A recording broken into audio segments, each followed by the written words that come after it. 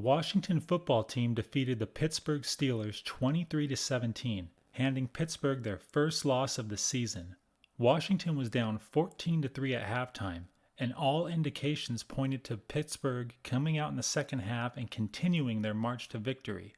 But adjustments in the second half by Washington's offensive coordinator Scott Turner focused more on using 5 receiver sets and bunch formations, finding great success.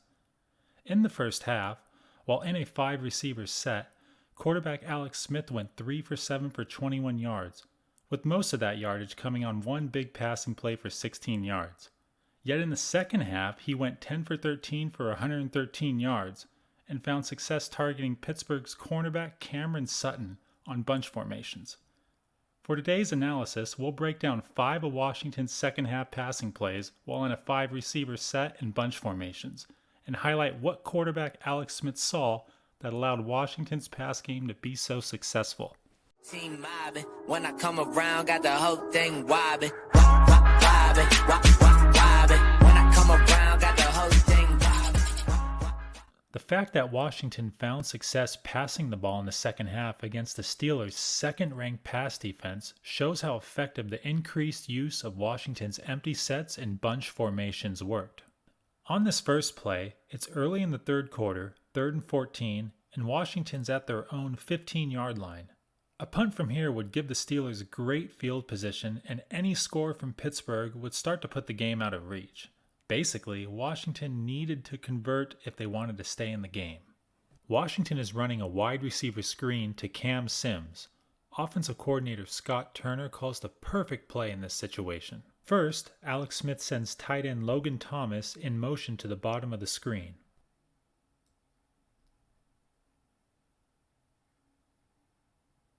Although Steelers cornerback Cameron Sutton follows Thomas on the motion, signaling man coverage, he actually bails out into zone coverage, which gives Washington a better personnel advantage. After the ball is snapped and the throw to Sims is completed, Washington has 6 blockers on the right side of the hash mark, compared to Pittsburgh's 4. At this point, it's going to take a fantastic individual effort from a Steelers defender to stop this from becoming a big play. Sims does a good job of making Steelers cornerback Joe Hayden miss before turning back towards the middle of the field for a big 31-yard gain and a first down.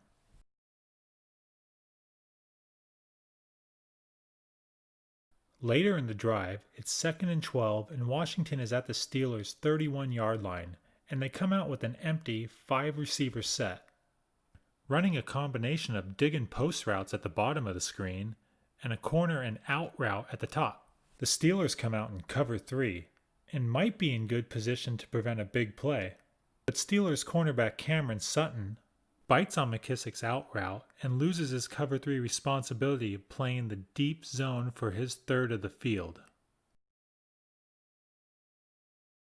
By the time Sutton realizes his mistake, it's too late. Alex Smith throws a strike to Thomas for a big 30-yard gain. Washington would end up scoring a touchdown a couple of plays later.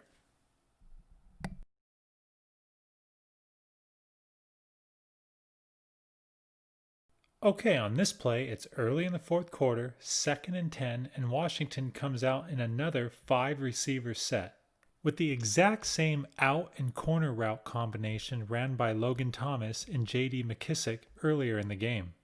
This time the Steelers come out in cover 2 zone, with man coverage on wide receiver Terry McLaurin. Washington is starting to realize they can confuse Steelers cornerback Sutton by running routes directly at him. When in cover 2 zone, the outside cornerbacks play a shallow 5-yard zone to take away any play to the flanks. If no one is in front of the defender, they're taught to sink back into coverage. Based on the current cover 2 formation Pittsburgh is showing, the corner route ran by Logan Thomas should be open between the soft spot of the zone coverage between the cornerback, playing shallow responsibility, and the safety, playing deep. Once the ball is snapped, Smith is looking at Thomas, but notices that Sutton incorrectly follows Thomas up the field, which leaves McKissick wide open on the out route. By the time Sutton realizes his mistake, it's too late and Smith hits McKissick for a big 16-yard gain. Later in this drive, Washington is at the Steelers' 15-yard line and come out in a bunch wide receiver set, with 12 personnel, which is 1 running back and 2 tight ends. Based on the formation the Steelers are in, with only 1 cornerback split out to cover the bunch wide receiver set, Alex Smith assumes they will be in a cover 3 zone, which would make the wheel route ran by Thomas unattractive, as the corner on that side would be playing a deep zone, taking away the pass. However, the Steelers are in cover 1 man, with linebacker Alex Highsmith blitzing.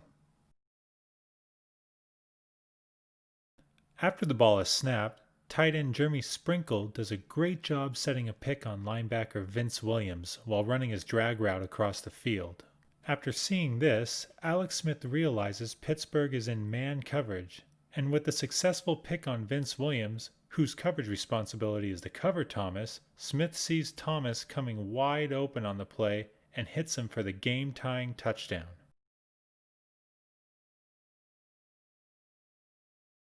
Okay, for this last play we'll analyze, it's late in the 4th quarter, 3rd and 4, tie ball game at 17 apiece. Washington needs this conversion. If they don't get it, they'll have to punt the ball back to Roethlisberger in a tie game with just under 3 minutes left, which would give Roethlisberger enough time to drive down the field and put his team in field goal range to win the game. Washington has been successful all second half using 5 receiver sets, and it continues on this play.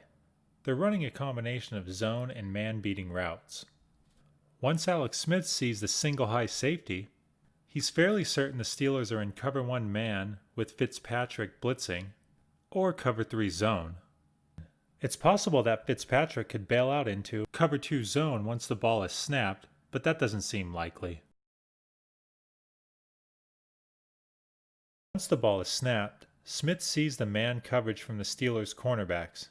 Based on that, he knows that McKissick's curl route will hold the cornerback close to the line of scrimmage.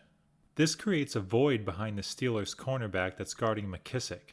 With Sims running the fade route towards the boundary, Smith knows that the free safety playing deep zone in the middle of the field won't be able to cover Sims.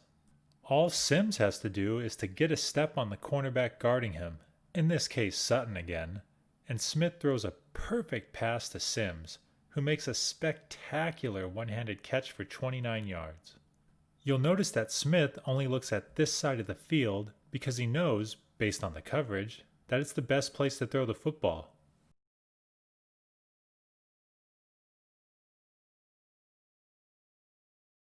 Later in the drive, Washington ends up settling for a field goal to take a 20-17 lead. After the Washington kickoff, Roethlisberger's next pass is tipped at the line of scrimmage by Montez Sweat and intercepted, which led to another Washington field goal and a final score of 23-17 Washington, handing Pittsburgh their first loss of the season and keeping Washington's playoff hopes alive. The passing game efficiency that Washington displayed is part of the reason this team is playing better than their record indicates. Smith finished the game going 31 for 46 for 296 yards and 1 touchdown. If future NFL defenses continue to play the way the Steelers' secondary played, Washington will make a deep run in the playoffs. Well, that's all the time we have for today's video. If you like this video, please let me know in the comment section below. If you want to see more videos like this, please hit the like button. And if you're a new viewer to this channel and haven't had a chance to subscribe, please don't forget to hit the subscribe button below. Thanks for watching, and I'll see you next time.